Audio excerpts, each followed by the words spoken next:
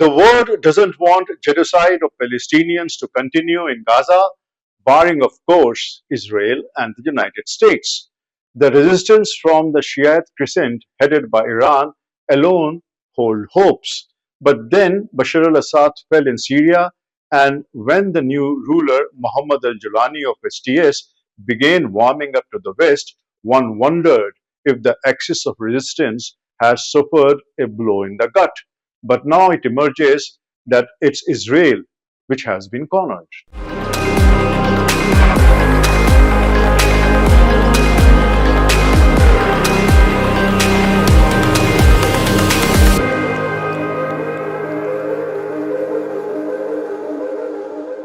Welcome to this new edition of WiseHeads. I'm your host, Ashish Shukla. Syria, as you know, has been taken over by rebel group HTS or Hayat Tahrir al-Sham. It's also well known that HTS was funded and armed by Turkey, but when Israel began occupying southern part of Syria and the HTS chose to be silent, it appeared that the Syrian revolution was a three-way arrangement between Israel, the United States, and Turkey. Israel wanted Syria to be split in three parts, the southern part in Israel's hand itself, the northeastern part by the US-propped Kurdish insurgents, that is Syrian Democratic Force, and the HTS in control of Damascus, which must bend to Israel and West's command, be it through greed or fear. For a few weeks, things moved as was perceived. Israel descended from the Golan Heights and occupied a big chunk of southern Syria. It destroyed the military assets of Syria.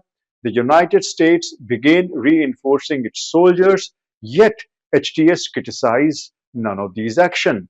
Instead, Jalani began boasting that the HTS has driven Iran and Hezbollah out of Syria.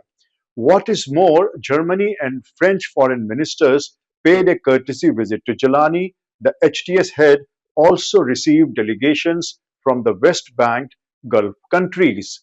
The United States took off the $10 million bounty which it had put on Jalani's head. European Union announced the plan to have a mission in Syria soon. In other words, the fall of Bashar al-Assad appeared a threefold machinations of Israel, the United States, and Turkey. Ankara, it appeared, got a quid pro quo deal to remove SDF while the United States looked the other way. The losers, as it appeared, were Iran and the axis of resistance. In other words, it appeared the Palestinians' cause had taken a hit.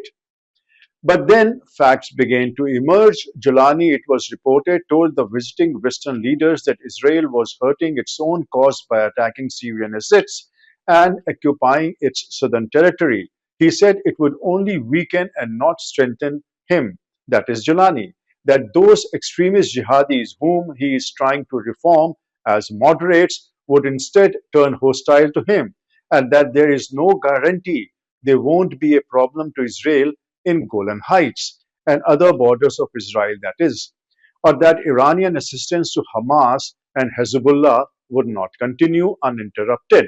Stunningly, Jalani said Israel's action is an invitation to Iran and Hezbollah, whom he has kept out so far. If Israel is a threat to Syria, Jalani said he would perforce have to take the help of Iran and other Shiite militias. Would Israel prefer that eventuality? Or is Israel better off not to hurt Jalani and HTS? Jalani is reported to have said that it's Israel's aggression which brought Iran closer to Palestinians and the Hezbollahs in Lebanon. And Tel Aviv is repeating the same mistake in Syria. This was a stunning, subtle threat that he could tilt towards Iran and the Shiite crescent. Jalani made another telling comment. He is said to have told his Western visitors that the new US President-elect Donald Trump must be told to lift sanctions against Syria. His point of view was that the sanctions were against the Bashar al-Assad's regime, but now the Assad regime is gone and we, his opponents, have taken over. The United States can't have the same hostility for the oppressed as it had for the oppressor, that is, the gone Assad regime. It kind of settled the fog. The HTS and Jalani were not Israeli and the US stooges, the HTS and Jalani, in fact, are doing Turkey's bidding. Turkey wants the Kurdish SDF problem solved on its southern borders once for all, even if it means taking on its NATO partner, the United States, who is backing the Kurdish SDF insurgents. Turkey's leader Erdogan also wants a Sunni resurgence to happen in the Middle East, as Shiite Iran presently has the admiration of Arab masses. Erdogan's bigger dream is revival of Ottoman Empire, not in the physical sense, that is, but as a matter of leadership in the region. The Sunni leadership in the hands of Ankara would also be a gut in the blow to Sunni monarchies in the Gulf region, including Saudi Arabia, who are beholden to the United States. Israel seemed to sense so, that's why it wanted to hurt the HTS. It didn't want extremists on its borders. It first destroyed the military assets of Syria. It then occupied a southern chunk of Syria. It also supported the Kurdish SDF. But Israel's action has brought it face to face with Turkey. Ankara's project from the word go was to have a compliant Syria. Bashar al Assad was a hindrance to this project. With its puppet in charge of Damascus, Turkey now has all the aces in its hand. Israel has tried in recent weeks to hurt the HTS, and it surely is very, very unacceptable to Turkey. A war between Israel and Turkey is thus very much on the cards. Turkey won't let its investment in HTS to go to waste. Israel doesn't want its eastern borders under flames from the Syrian side. Either it retreats or squares up to Turkey. For Turkey, as I said, it can't abandon its investment in HTS and Jalani. It can't be seen to have blinked first in face-off with Israel. Erdogan would lose his standing at home. The leadership of the Sunni world that he covets won't happen. An informal committee of Israel, the Nagdal Committee, has confirmed that Israel is heading for a showdown with Turkey.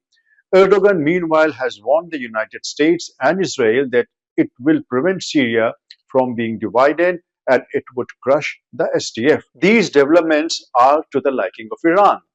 Not so much to the United States, though Iran would be happy that Israel would have trouble on its eastern borders, and that this time it's Turkey, which is militarily, geographically, and in terms of weapons and armed forces, is much, much stronger than Israel.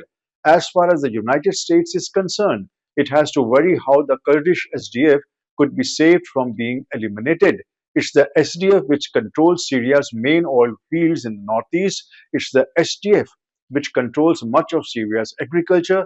It's the SDF which holds a significant number of ISIS jihadists in its prisons. The assets of oil fields and agriculture and jihadists to go with the US sanctions allows the West to keep Syria destabilized. It also keeps the fire burning on Turkey's borders. But now the game has been flipped by Ankara. It is in great position to remove the SDF threat once for all. It's in great position to seize the Sunni leadership of Middle East, those who soon over the Turkish Ottoman Empire of last 5 centuries, they too would be pleased at the resurgence of Turkey.